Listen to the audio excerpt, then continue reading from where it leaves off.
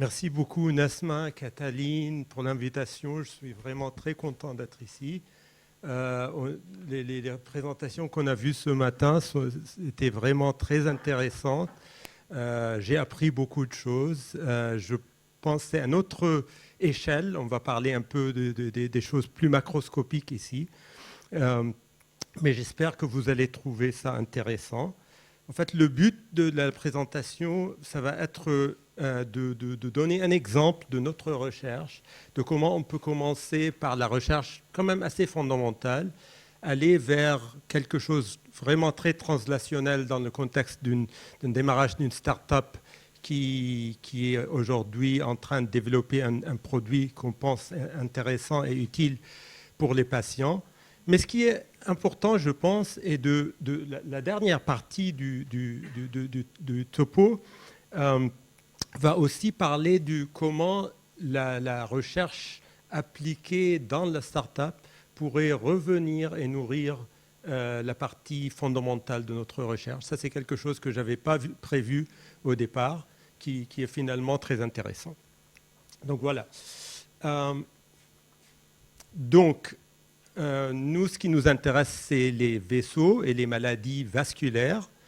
Et ça, c'est donc notre système vasculaire, comme vous savez tous. On a des artères, on a des veines, on a des grosses artères, on a des grosses veines, et on a des microcirculations aussi, des petits vaisseaux jusqu'aux capillaires.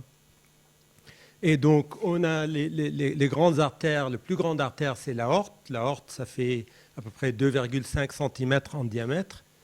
Et un capillaire, c'est à peu près 5 à 10 microns. Donc, il y a toute une gamme de tailles. Nous, ce qui nous intéresse surtout, c'est les maladies des grosses artères, mais aussi des micro-vaisseaux.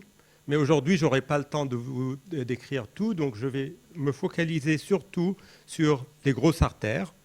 Et la maladie qui nous intéresse beaucoup à cette échelle-là, c'est ce qu'on appelle l'athérosclérose.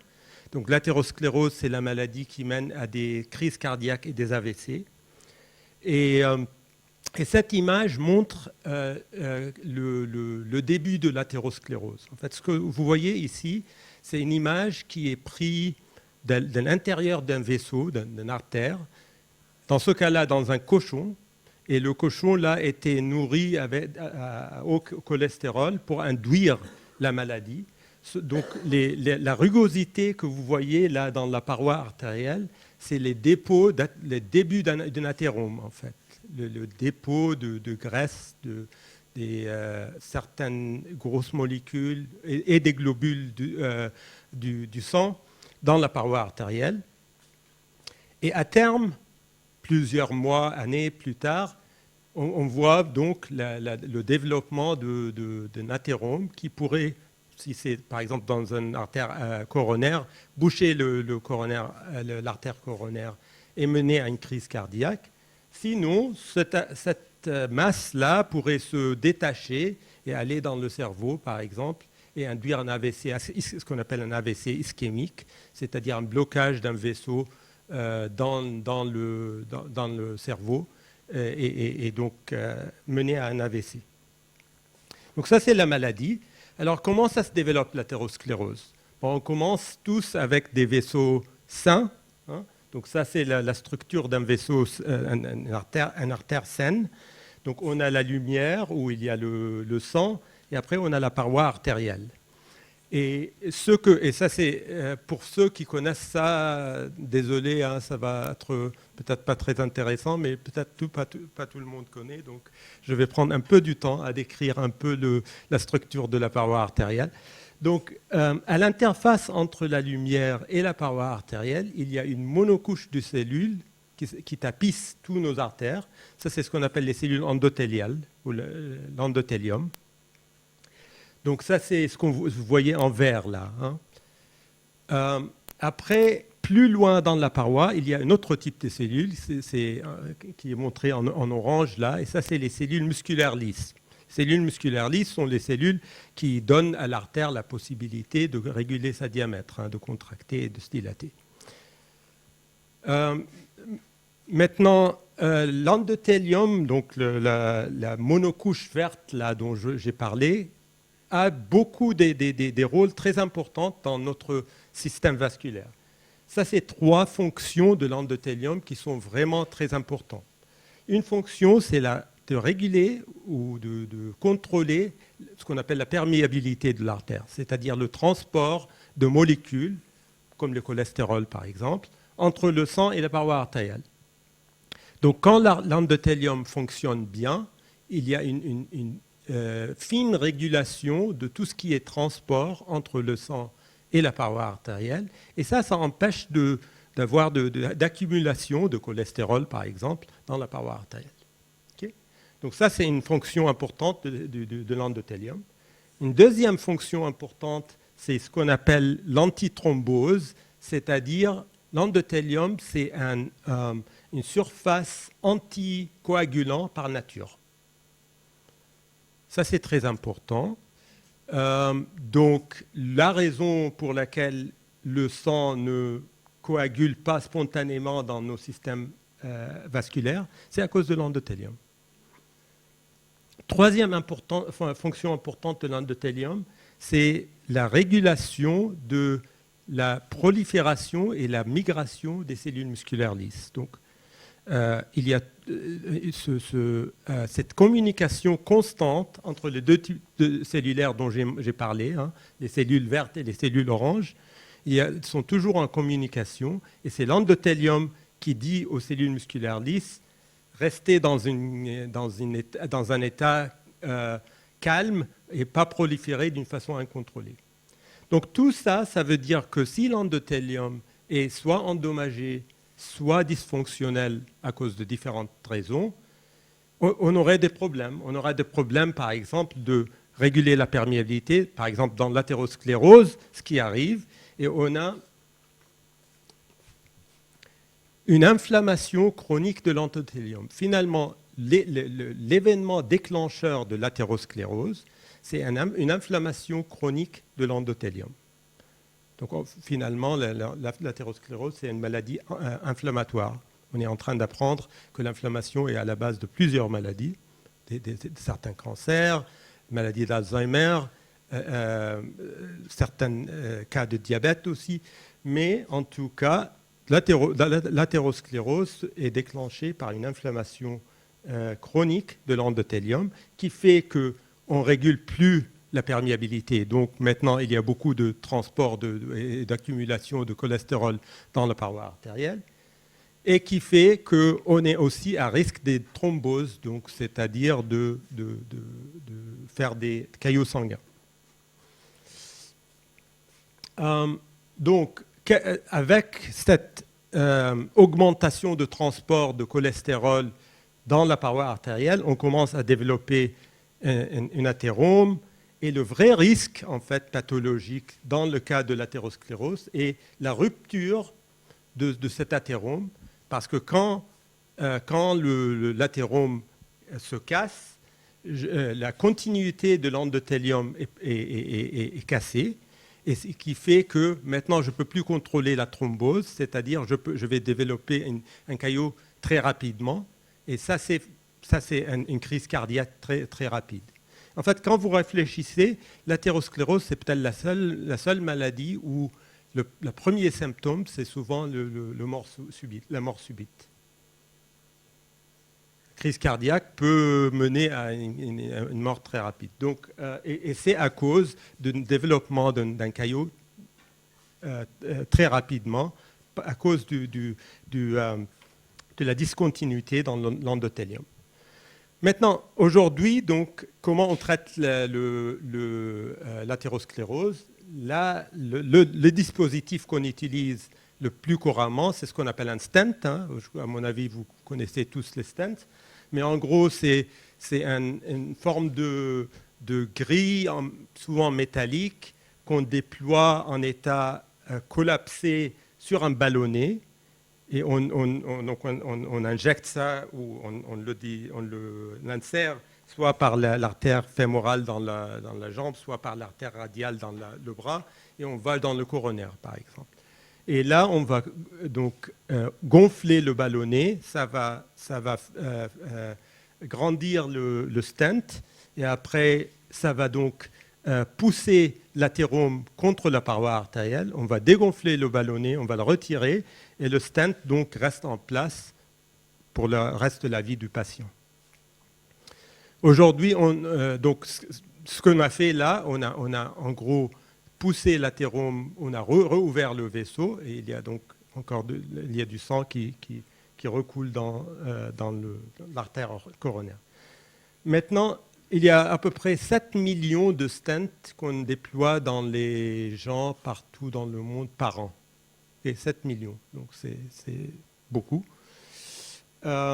Et dans à peu près 10% des cas, il y a des complications, et il y a deux types de complications principalement avec les stents. Le premier, ce qu'on appelle la rosténose. La rosténose, ça veut dire typiquement dans quelques mois après d'avoir déployé un stent, il y a un rebouchage de l'artère. Okay, donc, la reformation d'une sténose, la rosténose. Et l'autre complication, ce qu'on appelle la thrombose, c'est-à-dire la formation d'un caillot sanguin à l'endroit où on a mis le stent. Heureusement, le thrombose, ça n'arrive pas très souvent, mais quand ça arrive, c'est mortel dans 50% des cas. Donc c'est vraiment une complication très grave. Ce qui est important à réaliser est que ces deux complications, la rosténose et la thrombose, sont tous les deux une conséquence du fait que le stent lui-même abîme l'endothélium, cette monocouche dont on a parlé avant. En fait, l'endothélium, c'est une couche cellulaire qui est vraiment très délicate. Nous, on travaille avec des cellules endothéliales dans le laboratoire. Si je prends une monocouche de cellules endothéliales sur une surface, et je prends un cheveu, un de vos cheveux, parce que moi, j'en ai pas beaucoup, donc je ne vais pas utiliser les miens, mais je prends un de vos cheveux et je le passe sur la monocouche endothéliale, je vais l'abîmer énormément. Donc vous pouvez imaginer, là je viens avec un stent qui est fait en métal, je vais la gonfler à haute pression pour pousser cet athérome calcifié contre la paroi. En gros, j'abîme l'endothélium massivement. Donc ce qui est important pour que je n'ai pas de complications et que ce plaie que j'ai créé par mettre le stent se cicatrise assez rapidement. C'est-à-dire il faut que je reforme une nouvelle endothélium sur la surface de stent pour que j'évite les complications de rosténose et de thrombose. Ce qui est fait aujourd'hui dans l'hôpital, et on donne des anticoagulants aux patients qui ont eu des stents. Et l'idée est qu'on va donner les anticoagulants assez longtemps pour la période qu'on pense qu'il faut pour avoir un nouveau endothélium qui se développe. Mais le problème est qu'on ne sait pas, pour un malade donné, combien de temps il faut pour cicatriser une artère sur le stent. Okay. Donc, il y a des guidelines généraux. Par exemple, aux États-Unis, on donne les anticoagulants pendant 12 mois. En Europe, c'est plutôt 6 mois. Des fois, le cardiologue peut dire « Ah, ce patient, il a l'air un peu fragile, donc on va prolonger l'anticoagulant. » Des fois, mais en tout cas, il n'y a pas une façon de savoir d'une façon claire quand une personne qui a eu un stent n'a plus besoin des anticoagulants. Donc, nous, quand on a commencé à réfléchir à ce problème-là, il y a quelques années, on a dit que ce serait bien d'avoir un système dans le labo contrôlé, où on peut contrôler beaucoup de choses et comprendre la cicatrisation, c'est-à-dire la formation de nouveaux endothéliums après le déploiement d'un stent. Okay. Donc, quand on a commencé à regarder la littérature, il y a beaucoup de gens qui travaillent sur des animaux, il y a des gens qui travaillent sur des tubes en caoutchouc, il y a des gens qui travaillent sur des tubes en silicone, etc. Mais il n'y avait pas vraiment un système biologique qui nous permet à étudier la cicatrisation à la suite d'un déploiement d'un stent. Et c'est ça qu'on a essayé de développer. Donc ça, c'était dans le contexte du travail d'Elizabeth Antoine, qui était un postdoc dans mon équipe, et puis c'était continué par Belén Rodriguez Garcia, qui était un ingénieur de recherche dans l'équipe.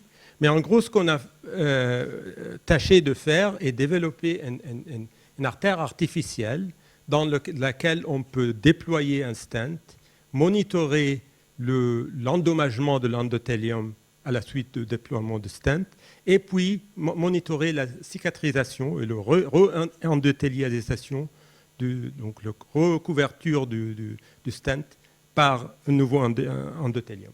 Donc cette artère artificielle est assez simple en principe. En gros, on a un hydrogel de collagène que vous voyez ici en rose, dans lequel on met des cellules musculaires lisses. Après, on met un trou dans le collagène et on tapisse avec une monocouche de cellules endothéliales. En gros, l'idée est de développer quelque chose qui ressemble à une vraie artère. On a une lumière au milieu où on peut faire couler du sang, on a un endothélium qui tapisse et on a des cellules musculaires lisses dans la paroi. Alors ça, c'est pour vous montrer qu'on peut déployer des stents dans cette artère artificielle. Donc là, on est en train de mettre le ballonnet et là, on va gonfler le ballonnet et il y a le stent qui est dans l'artère artificielle. Et ce qui était intéressant pour nous, et on a vu que quand on a mis le stent dans l'artère artificielle, ça a abîmé l'endothélium d'une façon assez similaire à ce qu'on voit in vivo. Et ce qui est intéressant, et on a pu montrer que en marquant les cellules endothéliales qui restaient par une molécule fluorescente, on pourrait donc suivre la cicatrisation du stent. Donc ça, là, ce que vous voyez en blanc, c'est des cellules endothéliales marquées par fluorescence qui sont en train de migrer et proliférer pour venir couvrir le stent. Ça, c'est la cicatrisation du stent qu'on voulait visualiser. Ça, c'est un autre petit film pour montrer. Là, on est en train de marquer, pas les cellules endothéliales, mais les cellules musculaires lisses dans la paroi artérielle. Ça, c'était pour nous intéressant parce que dans le cas de rosténose, la rosténose implique la migration des cellules musculaires lisses dans la lumière artérielle et le rebouchage de la lumière par des cellules musculaires lisses. Donc c'était important pour nous de montrer qu'on peut aussi suivre les cellules musculaires lisses. L'autre chose qu'on a pu faire avec cette artère artificielle est utiliser des outils de mécanique des fluides pour visualiser l'écoulement local autour du stent.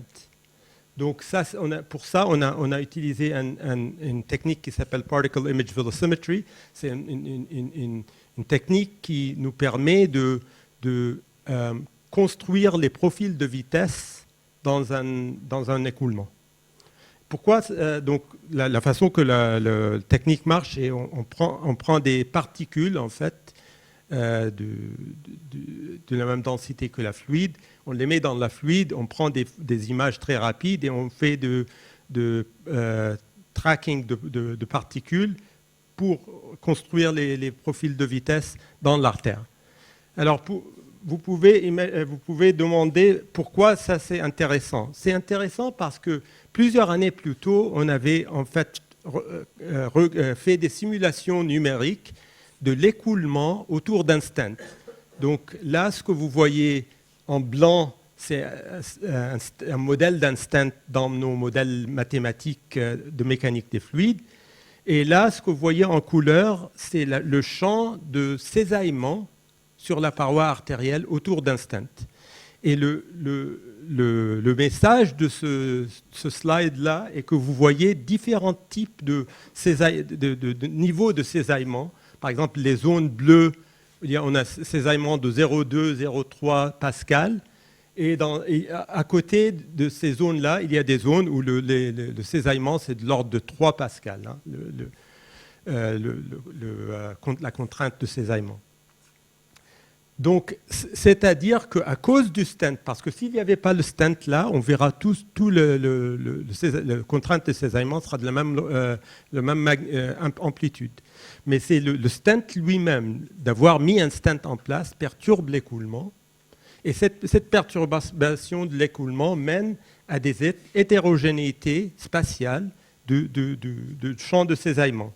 En gros, si on a un élément de stent qui protrude un peu dans la lumière, je vais avoir, quand l'écoulement passe sur cet élément de stent, je vais avoir des tourbillons qui peuvent se développer et le cisaillement en dehors de ces tourbillons et dans ces tourbillons sont différents. Et ça me donne des hétérogénéités, de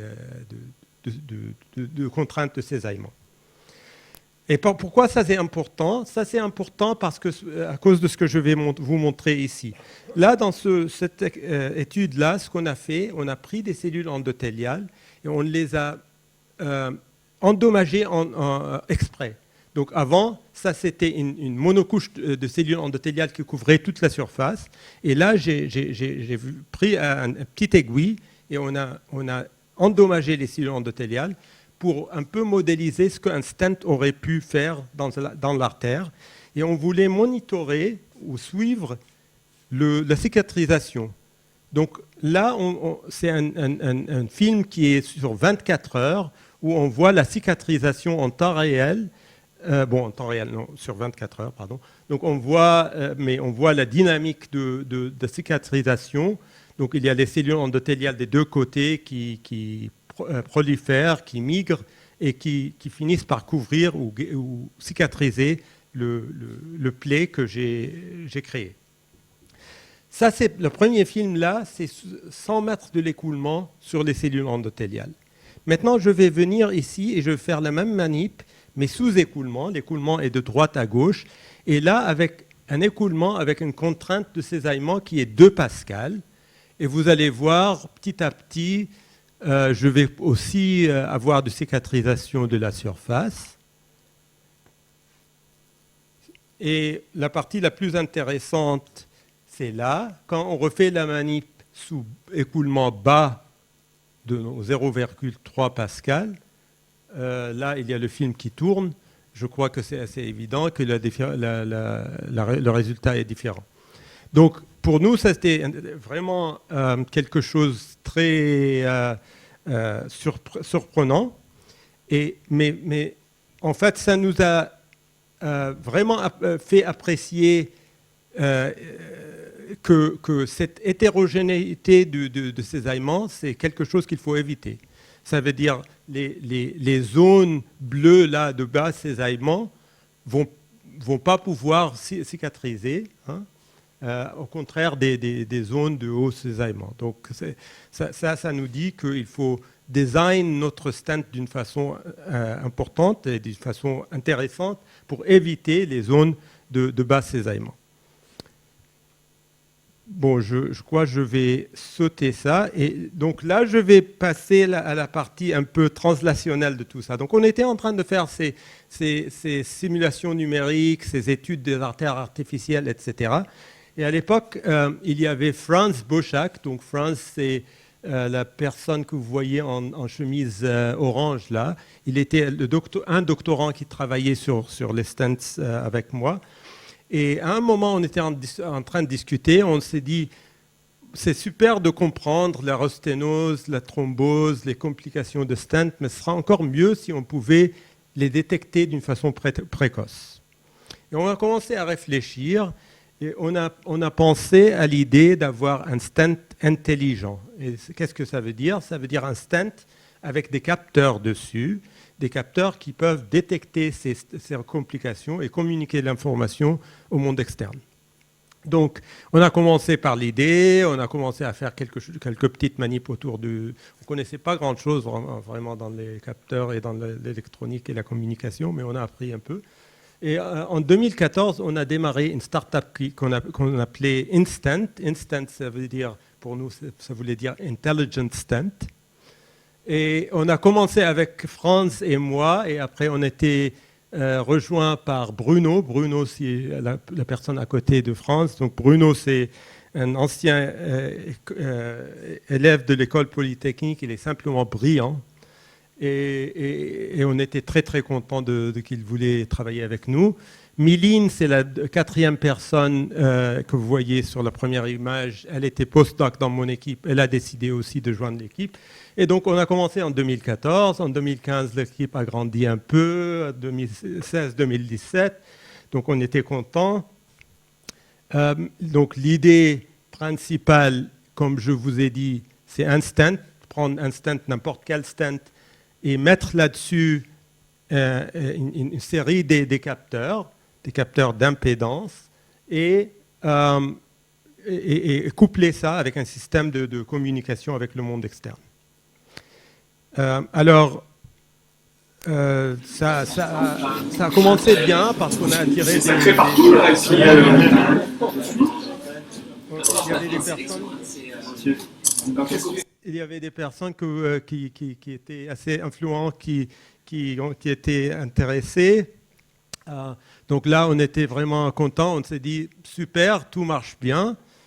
Peut-être 2 mots avant de continuer là. 2 mots sur l'idée de ces capteurs. Okay, donc, c'est des capteurs d'impédance. Donc, l'impédance, c'est en gros...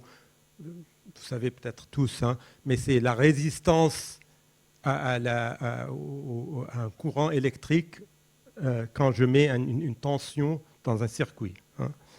Et donc l'idée est que en fonction de ce qui couvre mon stent, je vais avoir une impédance différente. Si j'ai une surface de stent qui n'a pas du tout de cellules, ça va me donner une valeur d'impédance. Si mon stent est couvert de cellules endothéliales, comme ce que je désire dans la cicatrisation, donc ça va être encore un autre signal parce qu'il y a une monocouche cellulaire sur la surface. Si j'ai des cellules musculaires lisses, c'est-à-dire je suis en train de commencer la rosténose, ça va être un signal différent parce qu'une cellule endothéliale est différente d'une cellule musculaire lisse. Et si je fais un caillot, c'est encore un signal électrique différent. Donc on a commencé à tester cette idée dans le labo. Effectivement, ça c'est le signal électrique. Par exemple, si je n'ai pas des cellules, ça c'est si j'ai des cellules endothéliales, cellules musculaires lisses, caillots. Dans le labo, ça marche très bien. J'ai des différents signaux. Après, on a avancé dans le design du stent. On a réussi à le mettre dans un cochon et on a montré que dans le cochon, si j'ai un caillot, par exemple, ça donne un signal très similaire à ce que je vois dans le labo. Si j'ai de cellules musculaires lisses, ça ressemble aussi beaucoup à ce que je vois dans le laboratoire. Donc on était très, très encouragés. On a trouvé que nos résultats scientifiques étaient très prometteurs. Il y a un vrai besoin médical. Il y a le marché de stents, c'est énorme. On s'est dit, super, maintenant on est bon. Hein. Donc, au début, pour faire ce travail, on avait commencé par des projets d'innovation publique. Hein. On a levé un peu d'argent là-dessus. Après, il y avait quelques business angels qui se sont intéressés. Ils nous ont donné un peu d'argent aussi. Mais à un moment, il faut commencer à parler avec des investisseurs professionnels, hein, les venture capitalists. Et quand on a commencé à parler avec les investisseurs de ce projet-là, ils nous ont dit, on ne veut pas investir dans votre stent. Donc on a dit, mais comment vous ne voulez pas? Regardez, les résultats sont super, il y a un gros marché, il y a un vrai besoin. Vous avez dit, oui, mais ils nous ont dit, il y a plusieurs risques. Ils nous ont dit, vu qu'il n'y a que 10% des problèmes avec les stents d'aujourd'hui, si pour montrer que votre stent intelligent est supérieur au stent qui existe aujourd'hui, il faut une très grande étude clinique. Hein. Donc, ils ont estimé le coût de cette étude clinique à 100 millions d'euros. Donc, c'était trop de risques pour eux. Ils ont dit aussi, votre stent intelligent va être un peu plus cher que le stent d'aujourd'hui. Qui va payer la différence? Est-ce que c'est l'hôpital? Est-ce que c'est le patient? Est-ce que c'est qui va payer? Est-ce que c'est l'assurance? Ils ont dit, troisième chose, ils ont dit, et aujourd'hui, la marge de profit sur les stents, c'est assez bas. Donc tout ça fait qu'ils ne s'intéressaient pas à investir dans les stents. Donc, on est allé de très bas, haut à très bas. On n'était pas très... bon, il y avait la déprime pendant quelques semaines. Mais après, on s'est dit, il faut essayer de pivoter. Hein. Il faut essayer de trouver une autre application pour notre même technologie. Parce que la technologie, elle est bonne et elle marche bien. Donc, on s'est dit, il faut trouver une autre application qui pourrait être intéressante et qui pourrait... parce que ça c'est la réalité, intéresser aussi les investisseurs.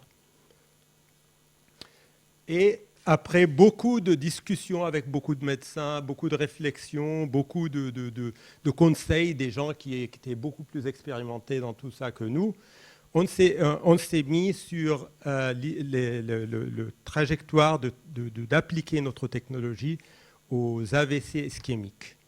Donc les AVC, vous connaissez tous sûrement. Les AVC, l'AVC ischémique, c'est un caillot sanguin dans une artère du cerveau. C'est un gros problème médical. Hein. Il y a un tiers des malades ou des gens qui ont des AVC qui meurent. Il y a un tiers qui reste handicapé, il n'y a qu'un tiers qui s'en sort très bien. Okay, donc c'est un vrai problème.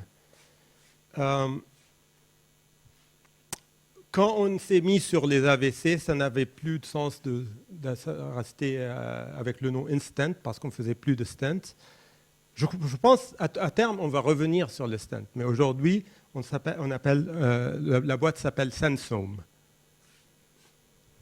Donc, Sensome, aujourd'hui, c'est à peu près une trentaine de personnes qui travaillent pour la start-up. Et Sensome spécialise dans, en fait, des capteurs d'impédance qui peuvent équiper plusieurs dispositifs médicaux.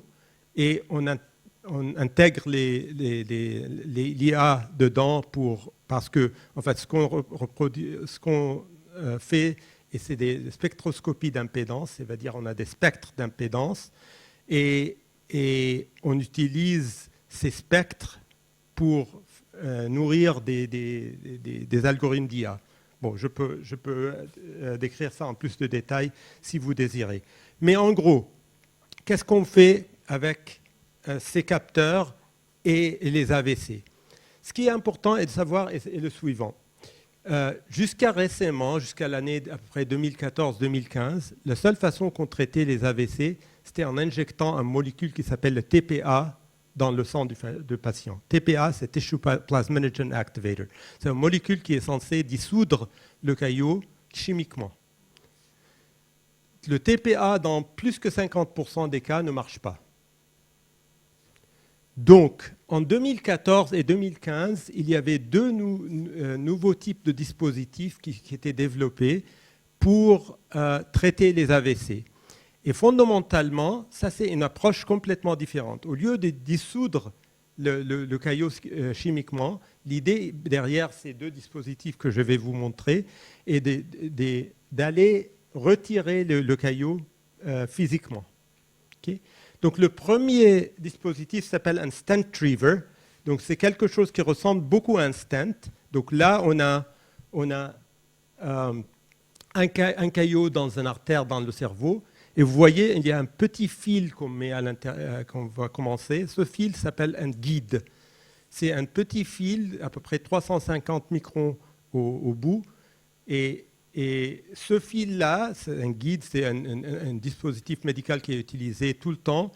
Et c'est pour guider l'arrivée d'un autre dispositif. Okay? Donc là, j'ai le petit fil, le guide, qui va guider l'arrivée de mon stent retriever, qui ressemble à un stent, qui va capter le caillot et le retirer. C'est ça l'idée. Okay? Donc là, il y a mon guide qui est dedans. Là, je viens avec cette sheath et dans lequel je mets le stent retriever que vous allez voir là.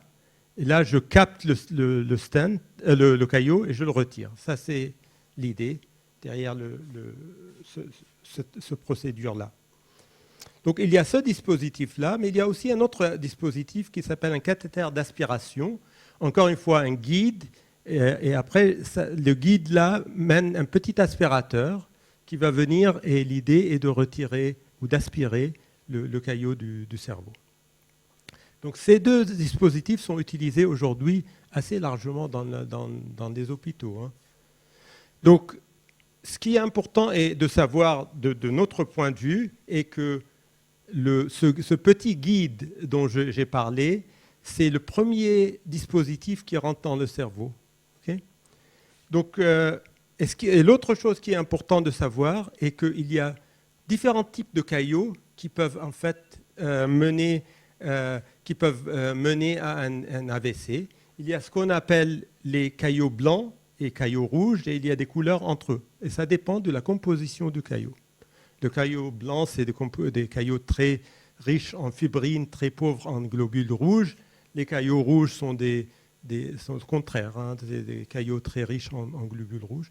Et ils ont ces différents types de caillots, ils ont des propriétés mécaniques différentes. Ce qui est important est que le stent retriever, par exemple, marche beaucoup mieux sur les caillots rouges, et les cathéters d'aspiration marchent beaucoup mieux sur le caillot blanc.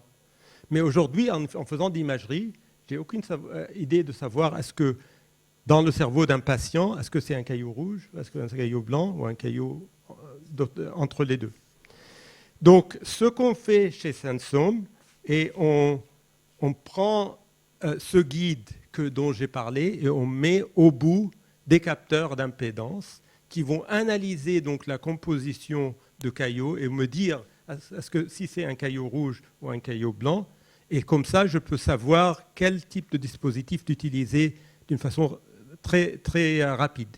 Parce qu'aujourd'hui, qu'est-ce qui se passe ? Le médecin va venir, il va essayer le stent retriever, par exemple. Quelquefois, ça ne marche pas, ça ne marche pas. Après, il va changer pour un cathéter d'aspiration. Tout ça, c'est du temps. Temps égale neurone dans l'AVC. Donc, je n'ai pas le temps à perdre. Donc, il faut vraiment savoir quel type de dispositif il faut utiliser très rapidement. Et donc, l'idée est que... ça, c'était pour vous montrer un peu la taille. Si ça, c'est un cheveu, par exemple, ça, c'est l'épaisseur de notre capteur qu'on ajoute sur le bout du guide. Parce que le médecin, il veut pouvoir manipuler ce guide de la jambe jusqu'au cerveau, hein. Il ne faut pas que le guide devienne plus rigide, il faut que ce soit manœuvrable. Donc, il y a beaucoup de technologies et beaucoup de contraintes quand même assez difficiles pour essayer. Donc, bon, on est arrivé à le faire. Et le système s'appelle Clotilde Smart Stroke Guide Wire. Aujourd'hui, on est en essai clinique dans 2 hôpitaux en Australie, un hôpital en France et un hôpital en Belgique. Donc, et pour finir rapidement, d'ailleurs, ce projet-là, ça a intéressé les investisseurs beaucoup plus, donc heureusement, et ça a marché beaucoup mieux dans ce cas-là. Pour finir très rapidement, j'ai dit au départ que ce qui est vraiment très intéressant, j'ai 2 minutes, c'est ça ?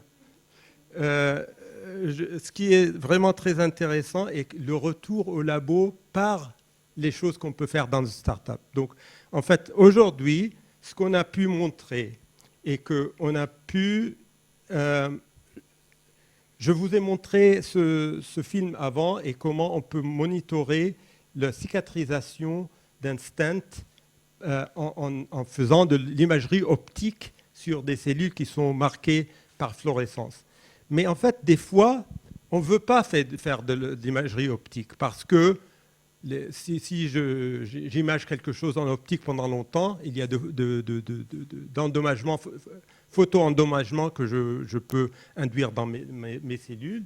Il y a aussi les molécules de fluorescence que j'ajoute qui peuvent être toxiques aux cellules.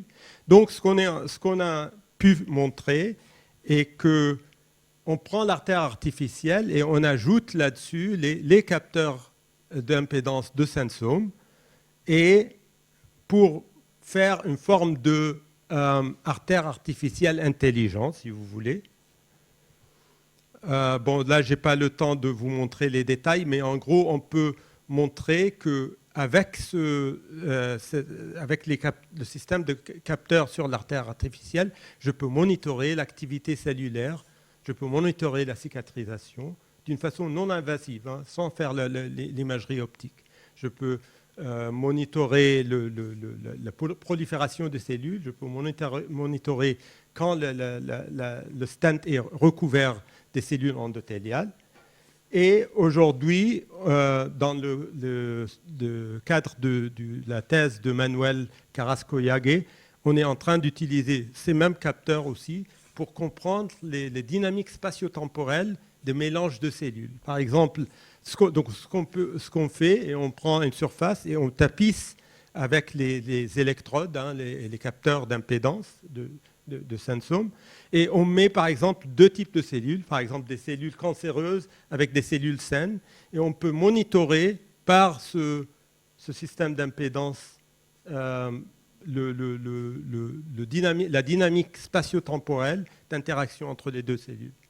Donc je commence par apprendre par l'IA quel spectre ou quel signal d'impédance correspond à des cellules cancéreuses, quel type de spectre correspond à mes cellules saines, et par la suite, je peux suivre la dynamique de l'organisation et la compétition entre ces deux types de cellules. Je crois que c'était mon dernier slide. Je vous remercie beaucoup pour votre attention. Merci encore beaucoup pour l'invitation. Et si vous avez des questions.